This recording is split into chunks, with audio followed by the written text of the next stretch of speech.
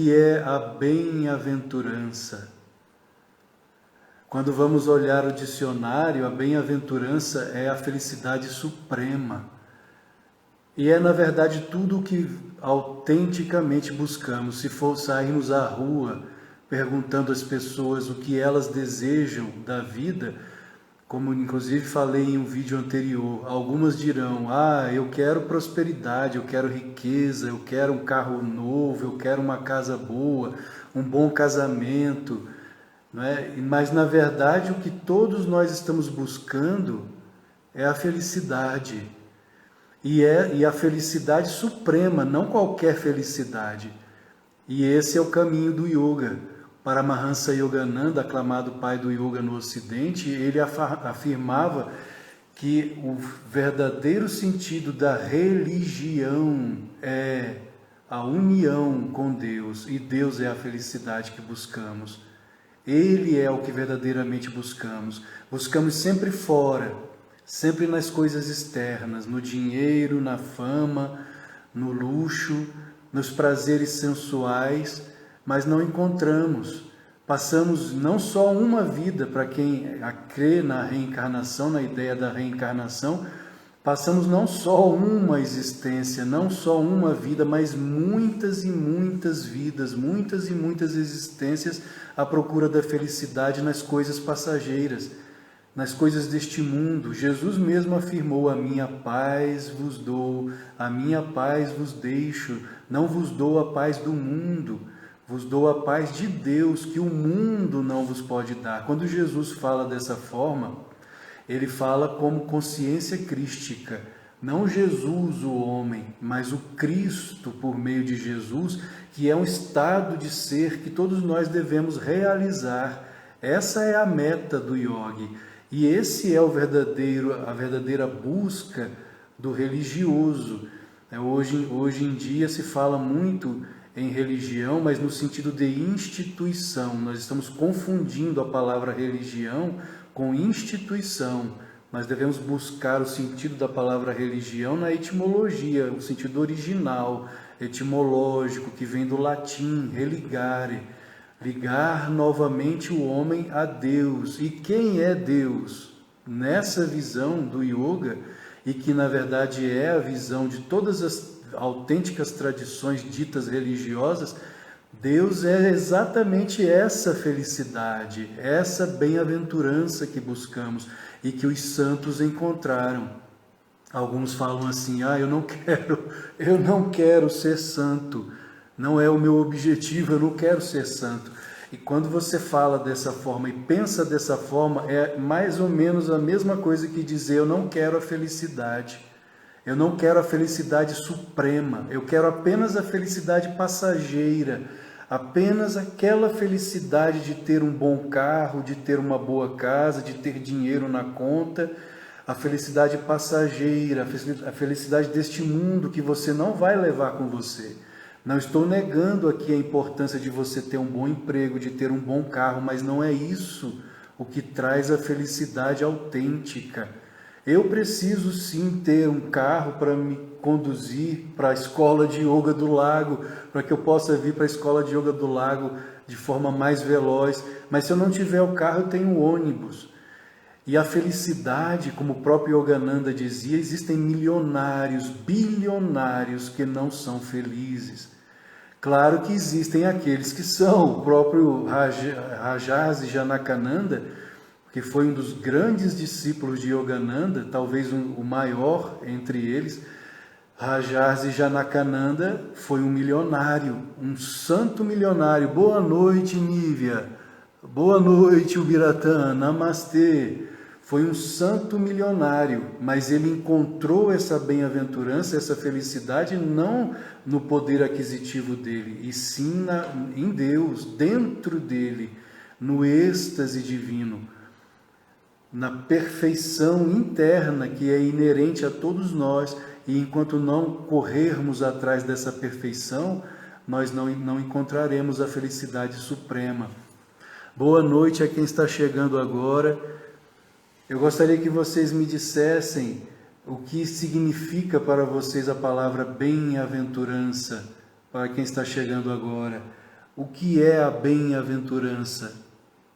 Quando falamos em bem-aventurança, o que é ser bem-aventurado, inclusive no yoga? Boa noite a quem está chegando aqui agora. Namastê, Carmen, boa noite. Existe um termo no yoga que é Siddha. O Siddha é o bem-aventurado, é o ser bem-aventurado. Existe o Jiva Mukta, que é um estágio de consciência. Na verdade, o Jiva Mukta, Jiva quer dizer alma, Mukta liberta. É o primeiro estágio de percepção da realidade maior. Porque enquanto estamos conscientes apenas do corpo, não é, de dentro até a pele, ou seja, apenas o soma, apenas o corpo, ou Anamaya Kosha. Anamaya, Ana quer dizer alimento, Maya, ilusão. Kosha, invólucro, é o corpo de ilusão, do alimento, o corpo físico ou biológico. Enquanto estamos conscientes apenas deste corpo, nós não temos a bem-aventurança, nós não temos essa felicidade suprema da alma. É dito no yoga que temos, em verdade, 5 koshas, ou 5 invólucros, ou 5 corpos. O corpo físico, biológico, Anamaya Kosha, o corpo de alimento, o Pranomaya Kosha, o corpo energético, o corpo mental, Manomaya Kosha, que é o corpo da razão, o corpo racional. Nós temos também o corpo intuitivo, Vijnanamaya Kosha, o corpo da intuição. As mulheres, principalmente as mães, elas acessam muito esse corpo. A mãe sabe se quando o filho está correndo algum tipo de perigo, em apuros, ela sente isso no coração. O coração é o local onde a mente intuitiva, Buddhi, fala ao ser humano. Então as mães têm essa capacidade porque elas têm, por estarem mais conectadas aos filhos, né, pelo coração, pelo laço cardíaco, elas sabem, elas sentem quando os filhos estão bem ou não. Isso é o corpo da intuição, intuitivo. E o corpo da bem-aventurança, que é o Ananda Maya Kosha. Ananda quer dizer bem-aventurança, mas apesar de ser o corpo da bem-aventurança, ainda não significa o eu real. A alma, que é o Atma. O Atma é o nosso eu real. E o Atma, segundo os textos sagrados da Índia, está inserida, o Atma, o alma, está inserida nesses 5 invólucros. Então, quando o ser humano ele ainda está naquele nível, também conhecido como Kama, Kama quer dizer sensualidade, ele só percebe o imediato, ele só percebe o corpo físico e nada mais, ele só vive para se alimentar, para ter os prazeres do corpo, os prazeres sensoriais. Sensual vem de sensorial, são os 5 sentidos. Então ele busca a felicidade, a bem-aventurança dele, que é essa felicidade passageira do mundo, apenas nos sentidos. Ele está no nível de consciência de Kama. Então ele busca o alimento, o sabor, não é, do alimento, o sexo, ele busca a bebida, ele está ainda nesse nível de Kama. À medida que o ser humano evolui, ele chega a Artha. A Artha, ele já começa a buscar, ainda preso a este mundo de dualidade, a este reino de dualidade, mas ele começa a buscar algo um pouquinho maior. Ele busca os prazeres dos sentidos, mas por meio do trabalho, por meio da aquisição de posses, enquanto que no primeiro nível ele nem está interessado na aquisição. Ele busca somente a satisfação dos desejos sensoriais. E quando o ser humano evolui ainda um pouco mais, ele começa a buscar Dharma. Dharma já é aquele que busca Dharma dentro da visão do yoga, é um Kshatriya. Kshatriya quer dizer o guerreiro interno, é aquele que está cansado dessa ilusão, dessa maia cósmica. Ele quer algo a mais, ele percebe por meio da própria intuição da mente Buddhi que existe algo a mais do que apenas este corpo físico, apenas satisfazer os prazeres deste corpo ou dos sentidos. ele sente que existe algo mais e que esse algo mais não está na loucura das vítreas, dos redemoinhos mentais, mas na quietude, no silenciar da mente, no acalmar o coração. Quando ele senta então pela primeira vez em silêncio, isso não faz parte só da tradição do hinduísmo, só do yoga. Isso, na verdade, essa prática faz parte de todos os sampradayas, de todas as tradições ditas religiosas. Lembrando da palavra religião no sentido latino, etimológico, religare, ligar novamente o homem à sua essência. Que essência é essa? É Deus em nós, não ser de barbas brancas sentado em um trono de ouro a nos julgar, mas essa bem-aventurança que está dentro de nós e que faz até os santos chorarem, como Chaitanya Mahaprabhu na Índia, chorar de amor. Chaitanya chorava de amor por Deus, assim como São Francisco na Itália, Chaitanya na Índia, São Francisco na Itália. Por quê? Porque sentiram essa bem-aventurança. O próprio Ramakrishna Paramahansa, do século XIX, também da Índia, ele dizia: o oceano não é salgado, o oceano é doce. Deus é rasa, Deus é a suprema doçura, rasa. E quando o santo, o Jiva Mukta, que é o primeiro estágio de consciência, desperta, sentindo, saboreando nele mesmo essa bem-aventurança, ele não quer saber de outra coisa. Os prazeres sensoriais, os prazeres do mundo, a pseudo-bem-aventurança, a pseudo-felicidade para ele não faz mais sentido.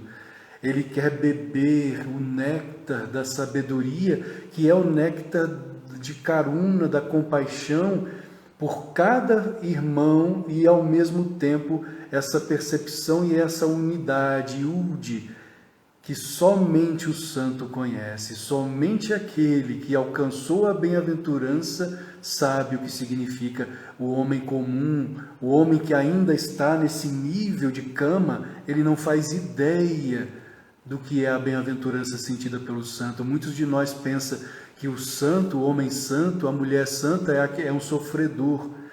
Isso, pensamos dessa forma errônea porque não sabemos a bem-aventurança que ele sente nele, a alegria que borbulha na alma. Certa vez Paramahansa Yogananda contou a história de um desses grandes santos da Índia. Ele tinha muitos discípulos. E certa vez um dos discípulos chegou a ele e disse: mestre, sou muito grato por você ter se desfeito de todos os seus bens, de tudo e dado aos pobres, e agora o Senhor vive nessa alegria interna, nessa bem-aventurança e nos traz todo esse conhecimento, toda essa sabedoria. Somos gratos por sua renúncia. E ele disse assim ao discípulo: renúncia? Renunciante? Eu não sou renunciante, vocês são renunciantes. Eu não renunciei a nada, mas vocês que ainda continuam nesse estado de cama, ao invés de buscar a bem-aventurança interna, mergulhando a consciência no Dharma, que é a lei, que é a bem-aventurança para chegar a moksha ou kaivalya, a autorrealização, vocês não sabem o que estão perdendo. Eu não renunciei ao banquete divino de meu Pai, de minha Mãe Cósmica, de minha Mãe Divina. Eu estou saboreando o banquete que ela me oferece dia e noite, mas vocês estão aí perdidos. Vocês são os autênticos renunciantes, porque renunciaram à abastança de Deus, que está não fora, mas dentro de vocês, disse aquele homem santo. Então nós somos os autênticos renunciantes, inclusive até dentro da visão da própria psicologia.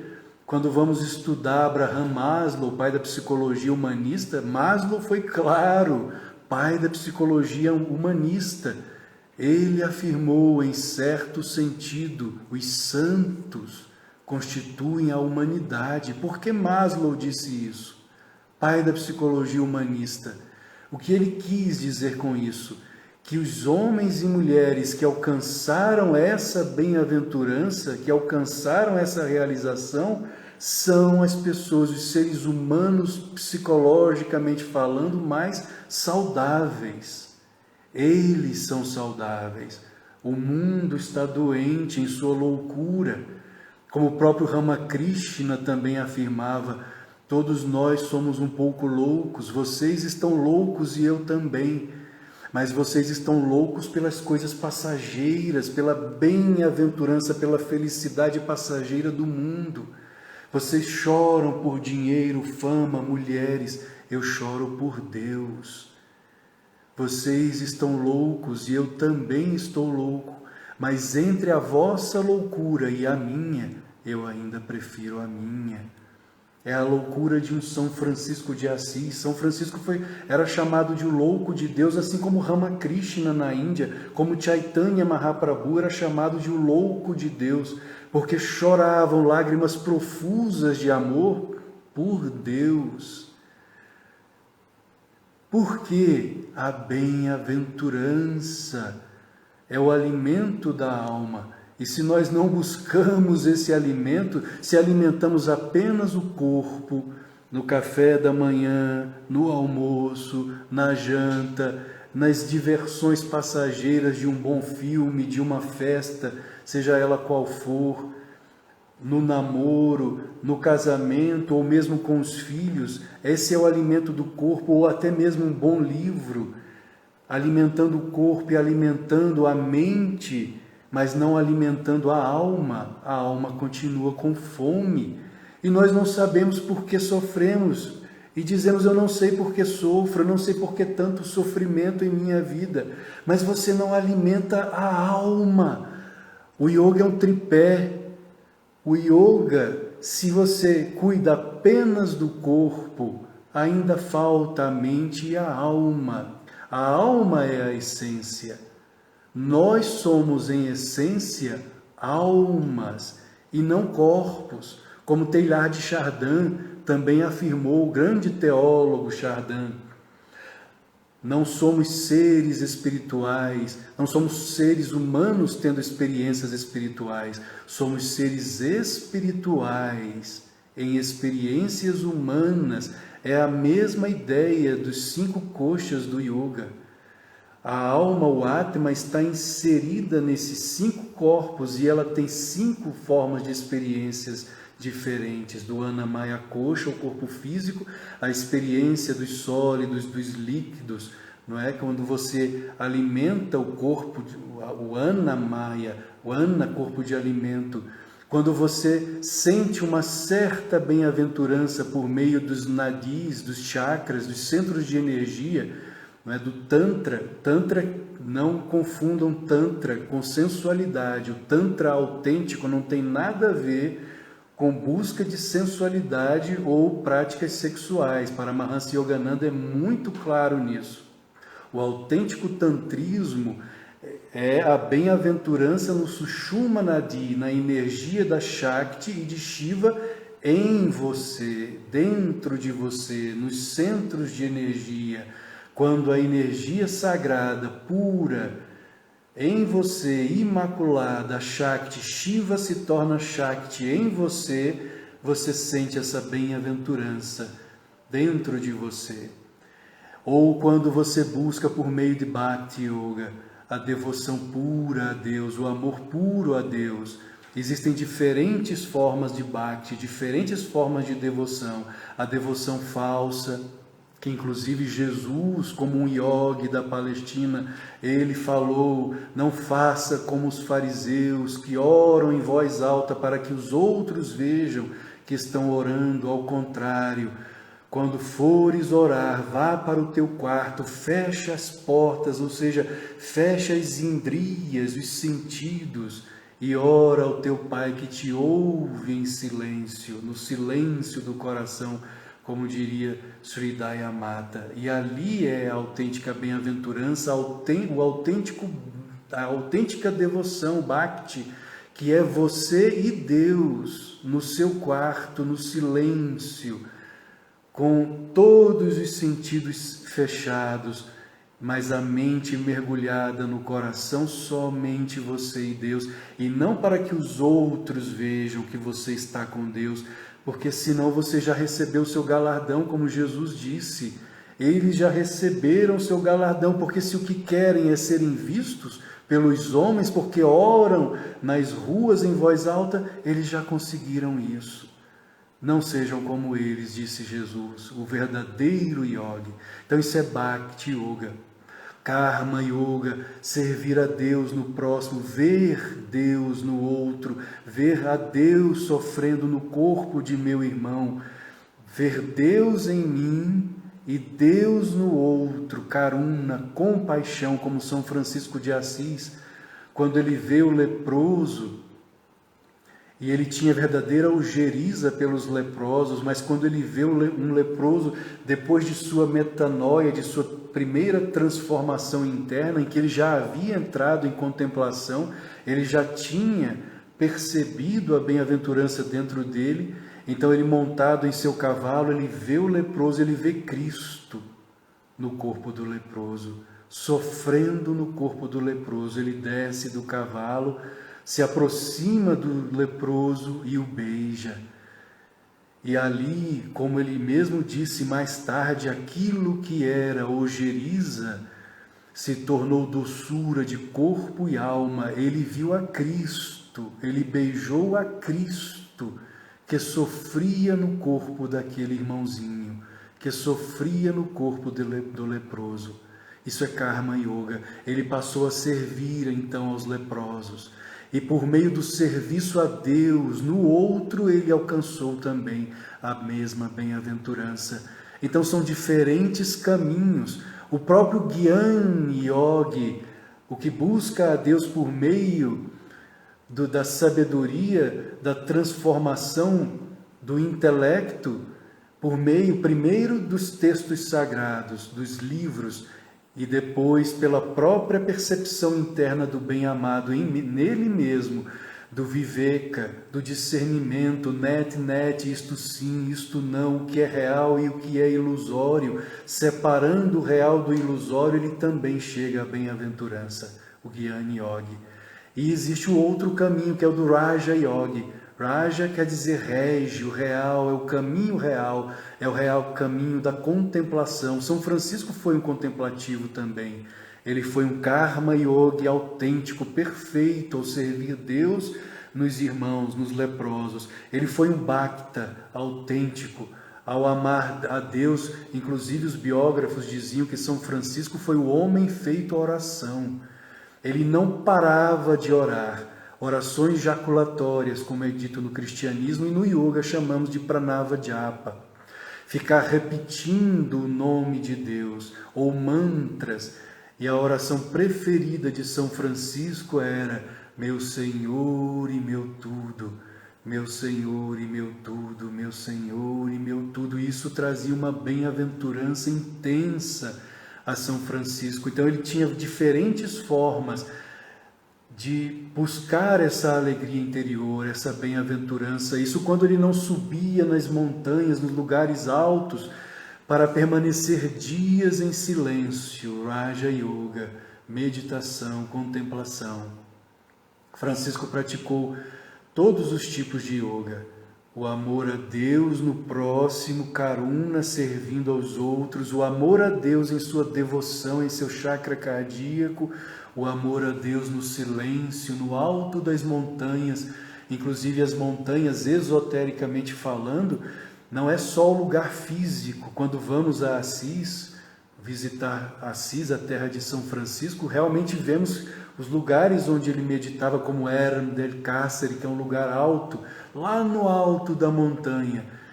Mas a montanha, esotericamente falando, também representa o corpo humano, ou seja, a consciência mais elevada, o topo da montanha, o Ajna Chakra e o Sahasrara, o lótus de 1000 pétalas, quando a consciência de Shiva desperta por meio da Shakti divina, a Mãe Divina, ascendendo pelo conduto espinhal, Sushumna Nadi, até o despertar do lótus, no centro do cérebro. Então esses são os caminhos oferecidos pelo yoga e que estão inerentes ao próprio cristianismo, ao budismo, a todas as verdadeiras tradições sampradayas mundiais. No cristianismo, nós pensamos que no cristianismo não existe meditação. Os beneditinos meditam. São Bento de Núrcia foi encontrado dentro de uma caverna, meditando durante anos. E quando o encontraram ali, ele já era um santo, um Jiva Mukta, talvez um Paramukta, mas um ser iluminado, praticando meditação, como o Santo Antão do Egito, o grande Antão do Egito, em suas meditações também em cavernas e até em cemitérios. Ele passou décadas em meditação profunda. Isso não significa que nós devemos sair, como Yogananda dizia, não é necessário vocês saírem para as matas, para as montanhas, que faça de seu quarto o seu eremitério, faça de seu quarto a sua gruta, o seu lugar sagrado, o seu lugar santo. Tenha um horário para a sua prática e ali, em meditação silenciosa, Raja Yoga mergulhe em Deus, que não está fora de você, Ele está dentro de você. Nunca esteve longe, como Santo Antão, após 100 anos de prática, 100 anos de existência, Jesus finalmente apareceu a ele. E ele disse a Jesus: Senhor, por que demorou tanto? E Jesus disse a ele: Antão, Antão, eu não demorei, eu estava aqui o tempo todo dentro de você. Deus não é um ser distante. Deus não é um ser sentado em um trono de ouro a nos lançar no inferno. Se for assim, Ele é um Deus mau. Deus não pode ser assim, não é assim. Se fosse assim, os santos não chorariam dia e noite por Ele. Como São Francisco ficou cego de chorar de amor, como Ramakrishna também no templo de Kali na Índia, desesperado aos prantos de amor pela Mãe Divina, as pessoas passavam e pensavam que ele estava chorando por sua mãe terrena, e não sabiam que ele chorava pela Mãe Divina, ao desespero, ao ponto de pegar uma espada de um soldado do templo, e ele disse à mãe: Mãe, se você não vier a mim, a vida não faz mais sentido. E ele estava mesmo ao ponto de cometer suicídio, com aquela espada na mão. Quando então a visão interna se abriu, houve uma explosão, a consciência dele se expandiu e vagas poderosas o lançavam de luz de um lado para outro na presença da Mãe Dulcíssima, da Mãe Eterna, da Mãe Bem-aventurada. Se os santos soubessem, não soubessem que Deus é amor, que Deus é rasa, que Deus é essa bem-aventurança, eles não chorariam por Deus, eles não chorariam de amor. Eles chorariam, como o próprio Ramakrishna disse, pelas coisas do mundo,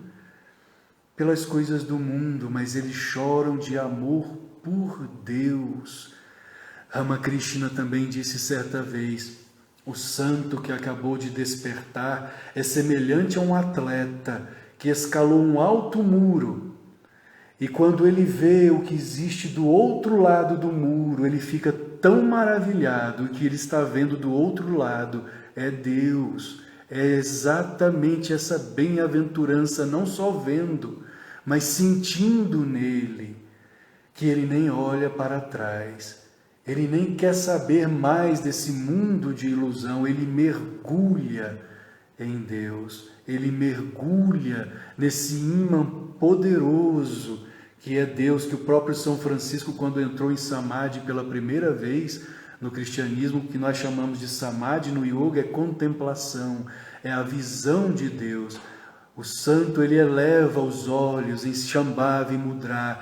Vejam as pinturas dos santos, santos cristãos, santos budistas, com os olhos elevados. Eles estão tendo a visão de Deus aqui, no ponto médio entre as sobrancelhas. São Francisco disse que quando ele teve essa visão pela primeira vez, foi um ímã tão poderoso de bem-aventurança que se um soldado chegasse e cortasse cada pedacinho de seu corpo, ele não se moveria do lugar. Tamanha era a bem-aventurança. É o desejo de ficar quieto, em silêncio, sem mover um dedo. Isso não significa que você perde a consciência do mundo e que você se torna um alienado, não. O próprio Sri Yukteswar, mestre de Yogananda, e o próprio Paramahansa Yogananda nos ensinam o equilíbrio. Viver no mundo sem pertencer ao mundo, faça o que deve ser feito, vá para o seu trabalho, ganhe o seu salário, mas ao chegar em casa tenha o seu horário para que você possa mergulhar no bem-amado. Desligue a televisão, você não está ganhando nada com isso, você está perdendo o tempo de sua vida. Ramakrishna também dizia, aquele que vem para esta encarnação sem buscar a Deus, sem buscar essa bem-aventurança, está desperdiçando esta vida, terá de renascer. O inferno, dentro da visão oriental, não é um lugar de fogo, é, na verdade, a prisão do samsara, das reencarnações, porque se eu não encontrar Deus nesta vida, eu terei de voltar e começar tudo novamente. Então esse é o grande samsara, esse é o inferno, o fogo e ranger de dentes. Se existisse um inferno, um lugar de danação eterna, Deus não seria justo conosco. Nós não poderíamos falar em justiça porque a balança estaria em desequilíbrio. Se formos lançados na danação eterna por erros cometidos no tempo e espaço, limitados no tempo e espaço de 100, que o ser humano pudesse viver como alguns viveram, como lemos na Bíblia, no Antigo Testamento, e como lemos também nos Puranas indianos, chegaram a viver 1000 anos, ainda que hoje pudéssemos viver 1000 anos, o que são 1000 anos diante da eternidade? Nem um piscar de olhos. Então Deus não seria justo. Por isso a ideia da reencarnação, mas mesmo assim, como os mestres afirmam, não espere para buscar a Deus na próxima existência ou nas próximas vidas, porque você pode ficar preso a essa roda de nascimento e renascimento. Busque a Deus agora, mergulhe no santuário da alma, na vihara do coração agora e não amanhã. Não deixe para amanhã. Gyanamata, uma das grandes discípulas de Yogananda, ela dizia, não espere o desejo de ir meditar. O desejo pela meditação não virá. Você é que deve criar a disciplina da meditação. Como dizemos no yoga, disciplina etapas. A disciplina é fundamental, então eu devo ter o meu horário, o meu lugarzinho de meditação, e o meu horário de meditação, e aquele horário é sagrado. Da mesma forma como é sagrado alimentar o corpo, Annamaya Kosha, alimentar a mente, eu tenho que alimentar também a alma, porque senão não poderei dizer porque sofro. Os santos não sofrem. Ah, mas São Francisco ficou doente, morreu cego, ele sofreu sim. Não, não sofreu. O corpo sofreu. Mas os corpos não só dos santos sofrem. Os corpos de seres humanos comuns como eu, como você, sofrem. Não é o corpo do santo que sofre, não é São Francisco, não foi São Francisco que sofreu, não foi Jesus na cruz que sofreu. O que sofreu foi o corpo de Jesus na cruz. Mas Jesus, a alma, o Atma, estava livre, a consciência estava expandida. Isso não significa que ele não sentiu dor. Sentiu dor, sim. Inclusive no Horto das Oliveiras, ele suou sangue, ele sentiu dor. Mas apesar de estar no corpo, ao mesmo tempo, paradoxalmente, ao mesmo tempo, a consciência do Cristo estava elevada. Ele sabia quem ele era. Ele sabia que não era aquele corpo. Ele sabia que tudo aquilo era passageiro. E num determinado momento, o eu humano em Jesus disse, Pai, Se queres, afasta de mim este cálice. Mas logo a divindade nele, por saber quem ele era, respondeu ao humano: mas não a minha vontade humana, e sim a tua seja feita. Eles estão mergulhados em tamanha bem-aventurança como o irmão Ananda Moy, um dos discípulos de Yogananda, relatou certa vez de Paramahansa Yogananda, pai do yoga no Ocidente. A primeira vez que Ananda Moy encontrou Yogananda foi em uma palestra lá nos Estados Unidos. Ele assistiu a palestra inteira de Yogananda. Quando terminou, ele foi até Yogananda para cumprimentar o mestre. Yogananda estendeu a ele a mão. Quando ele tocou a mão de Yogananda, ele disse que um fluxo de bem-aventurança veio do mestre até ele, uma alegria. Bem-aventurança no dicionário significa suprema felicidade, suprema alegria. Então aquele fluxo veio para ele, que ele não se conteve. Ele saiu dali, como ele mesmo relatou, pulando nas ruas. As pessoas nas ruas pensavam que era um louco, pulando de alegria, pulando de êxtase, de felicidade. É óbvio que se tornou um dos grandes discípulos de Paramahansa Yogananda. E ele também relata que já no final da vida de Yogananda, em 1952, o mestre estava doente, o corpo adoece, mas a alma é plena. O corpo pode estar doente, mas a alma é sagrada, imaculada, imortal, indestrutível, como Krishna afirma no Bhagavad Gita: a água não pode molhar, o fogo não pode queimar, nenhuma arma pode perfurar a alma, porque ela é indestrutível. E no final então da vida de Yogananda, o mestre estava doente, irmão Ananda Moy foi até ele estava chegando num carro, e o irmão Ananda Moy foi para ajudar o mestre a sair do carro. E na hora que ele toca o ombro, o braço de Yogananda, mais uma vez aquele fluxo de bem-aventurança o inundou, só de tocar no braço do mestre, de Paramahansa Yogananda. E ele pensou: meu Deus, eu sei que ele está doente, eu sei que ele está sentindo dor física, que o mestre está sentindo dor, mas ao mesmo tempo que o corpo dele sente dor, ele está cheio, embriagado dessa bem-aventurança. Como isso é possível? E o irmão Ananda Moy pensou: eu quero ser como ele. Eu quero poder ajudar as pessoas dessa forma. E Yogananda, como tinha a capacidade onisciente, onipresente, inclusive em uma palestra ele disse: eu conheço o pensamento de cada um aqui presente, isso não é telepatia, eu estou em vocês. Então ele, conhecendo o pensamento do irmão Ananda Moy, olhou para ele e disse: não se preocupe, a sua hora chegará. Não se preocupe. Então essa bem-aventurança é a meta do yogi, é o alvo do yogi, é o objetivo, é a meta suprema do yogi. Existe um momento como São João da Cruz, o teólogo que não envelhece, grande santo cristão, ele afirma sobre a noite escura da alma, que é um momento de secura espiritual, que nós conhecemos também no yoga, em que primeiro o yogi, quando ele avança no caminho espiritual, na sadhana, ele sente essa ananda, essa bem-aventurança. Depois há um determinado momento que é um período de provação. E é um direito de Deus nos testar. Ele tem esse direito, assim como o padeiro tem o direito de saber se o pão no forno está assado ou não, se está pronto ou não. Inclusive eu já fui padeiro, tenho diploma de padeiro, já tive uma fábrica de pão.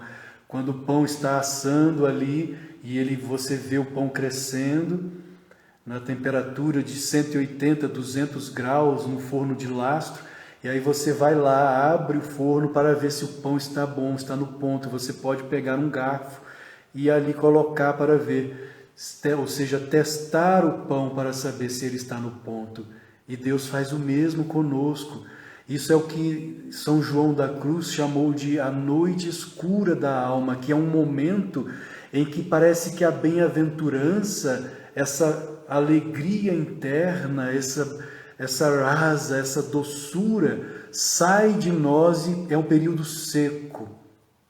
E às vezes alguns permanecem anos sem sentir essa alegria interna, essa bem-aventurança, e pensa: meu Deus, você se afastou de mim, você já não está mais comigo.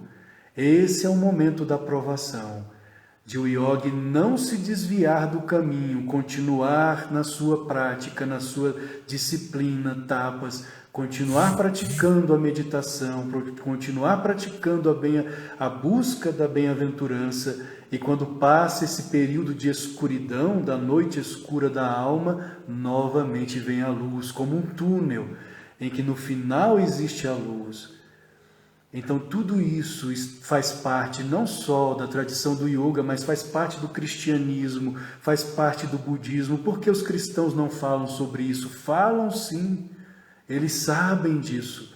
Não todos, mas aqueles que buscam conhecimento contemplativo da igreja conhecem tudo isso que estou falando, não é novidade para eles. Leia Bada Griffiths, Thomas Merton, William Johnston, John Main, são monges beneditinos que foram para a Índia e se apaixonaram pelo conhecimento da Índia. Bada Griffiths, por exemplo, ele se apaixonou não só pelo conhecimento, pela riqueza dos Vedas, dos Upanishads, dos textos sagrados da Índia. Ele disse que era apaixonado até pelo andar dos indianos. Ele dizia que o andar dos indianos era formoso, havia uma formosura no caminhar do indiano. Aquela tradição milenar, antiquíssima, de sabedoria incalculável. Não existe tradição mais rica no mundo do que o hinduísmo. E o yoga é um darshana. O yoga é uma escola, uma das escolas de sabedoria do hinduísmo, assim como o Vedanta. A palavra yoga, como falei no início dessa live, vem de yud, que quer dizer união. União do pequeno ser, do pequeno eu com o eu maior. E essa união só pode ocorrer por meio da bem-aventurança. Yogananda dizia: se a religião for algo seco, algo que não nos traz essa bem-aventurança, mas apenas intelectual, apenas preso ao dogma, ao livro, apenas o que está escrito, não, mas está escrito, está escrito.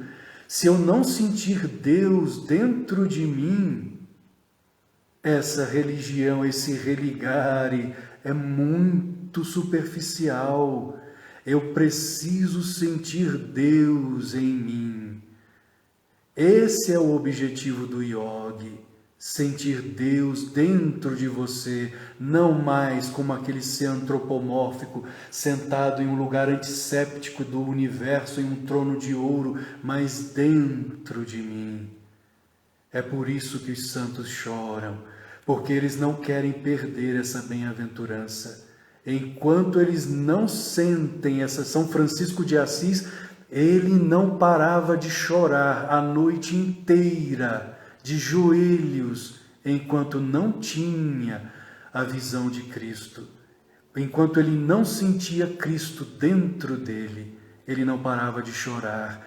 Os discípulos, quando o dia amanhecia, às vezes Francisco estava exausto, porque ele passava a noite inteira em claro, assim como Ramakrishna na Índia.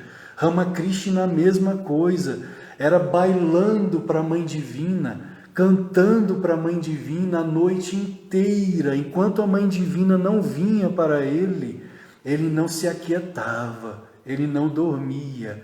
E os santos dormem pouco. Não porque são masoquistas, os santos gostam de sofrer, não. É porque eles descobriram essa bem-aventurança, essa alegria tão que, como Silk Tesua dizia, é uma alegria que permeia os átomos se tornam como fogo. Eles sabem disso e eles não querem perder isso. Comida, alimento para eles é pouco. Se precisar ficar sem comer, eles ficam. Eles não sentem falta disso. Ananda Maimá, a mãe saturada de beatitude, a grande santa do século XX que Yogananda visitou, ela chegou a um estado tão maravilhoso de percepção de Deus desde criança. Na verdade, quando ela nasceu, ela já estava em bem-aventurança, totalmente consciente no ventre da mãe dela. Ela chegou a um estado em que se os discípulos não colocassem o alimento na boca dela, ela não comia. Ela nem mais se interessava por líquidos e sólidos. Claro que eu estou falando aqui de uma santa que alcançou um estado muito belo, muito elevado de consciência, Ananda Mai. No nosso estado, ainda precisamos dos alimentos. Não se preocupe, você não vai precisar ser como Ananda Mai. Quando a hora chegar, será natural. Não precisa subir pelas paredes, não é assim, é natural. Muitos pensam, o yoga é muito evoluído, é muito elevado, não é para mim. Por que não é para você? O próprio Yogananda, certa vez, pediu uma tarefa a uma discípula e ela disse, mestre, eu não dou conta de fazer isso. E ele disse, por que não? Se eu faço, mas Senhor, você é Yogananda, você é uno com Deus. E ele respondeu, a única diferença entre eu e você é que eu fiz a minha parte. Faça a sua. Banat, Banat, Banjai, como dizia Lahiri Mahashai, fazendo, um dia feito.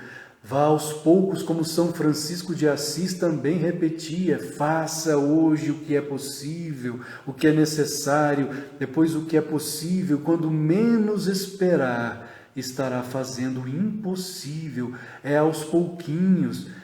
De grão em grão a galinha enche o papo, não é esse o ditado? É de pouquinho em pouquinho, não se desespere, é aos poucos, vá praticando o seu Hatha Yoga, os seus asanas, vá aperfeiçoando o corpo, cuidando do corpo.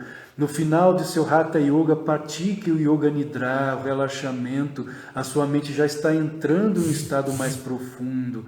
Ali, quando você sente a paz do Yoga Nidra, aquilo já é uma certa bem-aventurança. É uma pequena bem-aventurança e vai alargando, vai aumentando aos poucos essa bem-aventurança. Pratique o seu Raja Yoga, a sua meditação com a coluna ereta, os olhos fechados, como Jesus Cristo ensinou, entrando no quarto, orando ao teu Pai que te ouve em silêncio, no silêncio do coração. E assim aos poucos, 15 minutos por dia de meditação, oração ao acordar. A primeira coisa, antes de fazer faça as suas necessidades, antes de sair para o trabalho, medite. Antes de tomar café, medite 15 minutos. 15 minutos. Vá, faça o seu de jejum, vá para o trabalho. Tenha um tempinho livre, mais 10 minutinhos de meditação. Tem mais um tempinho livre, tem o professor Hermógenes, o nosso querido professor Hermógenes. Muitos de nós sabem disso. Ele começou a praticar yoga no banheiro. Não há desculpa. Eu não tenho tempo. Não tenho onde praticar, não tenho tempo. O professor Hermógenes praticava dentro do banheiro, escondido da esposa, escondido da mulher dele. E ele ali, naquela época, estava desenganado pelos médicos, com tuberculose. E então ele começou a praticar o yoga no banheiro, se curou e viveu até depois dos 90 anos. Eu estive na casa dele, fui visitá-lo no Rio de Janeiro, na casa dele. Inclusive, em 2015, se não me engano, fiz uma palestra ao lado dele, no retiro a Yoga do Cristo. E o professor Hermógenes não foi um desses iluminados, ele não foi nenhum iluminado, mas foi um dos grandes professores, e nós devemos muito a ele, porque foi realmente o professor Hermógenes quem deu o pontapé inicial do yoga aqui no Brasil, assim como Paramahansa Yogananda é um iluminado, Swami Vivekananda é um iluminado. Eles trouxeram o yoga para o Ocidente e o professor Hermógenes aqui no Brasil. Então não há desculpa. Ele praticava o yoga dele dentro do banheiro, a meditação dele, As práticas dele e o yoga o curou. O yoga o curou. Então, queridos, essa é a meta do yoga, a bem-aventurança. Não existe amor autêntico por Deus. Quando falamos em amor a Deus, amar a Deus, por medo do inferno, isso não é amor. Aquele que segue qualquer tradição por temor ao inferno, não é amor a Deus. Este não ama a Deus. Este teme a Deus. É diferente. São Francisco não temia o inferno, ele amava a Deus. Chaitanya não temia o inferno, ele amou. Enquanto Francisco bailava nos bosques da Itália, colhendo gravetos no solo, imitando um violino para cantar de amor por Cristo, na Itália, na Índia, Chaitanya cantava de amor por Krishna. Ele foi quem criou o Mahamantra. Então, se não há amor autêntico, e se não há essa busca interna pela bem-aventurança dentro de nós, se a religião é algo apenas intelectual, sem o coração, não estou negando a importância do intelectual. O intelectual é importante, é fundamental, é uma base. Mas você precisa, além do intelectual, além dos textos sagrados, que são fundamentais, os textos sagrados são uma seta apontando, você precisa mergulhar. Em um dos livros de Yogananda, O Vinho do Místico, existe uma imagem belíssima de um homem em um templo, e ali os doutores da lei, com livros nas mãos, com as testas franzidas, segurando o livro, tentando cada um interpretar o livro a seu modo, a hermenêutica a seu bel prazer, não é? A seu modo, mas sem a realização interna. E um jovem ali, no meio daqueles, ele olha um mestre, do lado de fora, o mestre debaixo de uma árvore, em meditação profunda, coluna ereta como um Silkteswar, em meditação profunda, tendo a real percepção de Deus dentro. O jovem então olha a ilusão à sua volta dos dogmáticos e ele corre para o mestre. Uma imagem belíssima. Repito, não estou negando a importância dos livros, eles são importantes, mas os livros sem o néctar, sem a bem-aventurança, são apenas livros. Que sejamos capazes de unir o livro, os textos sagrados, sejam eles a Bíblia, o Alcorão, os Sutras do Buda, os Vedas, os Upanishads, todos os textos sagrados com a autorrealização. Aí sim.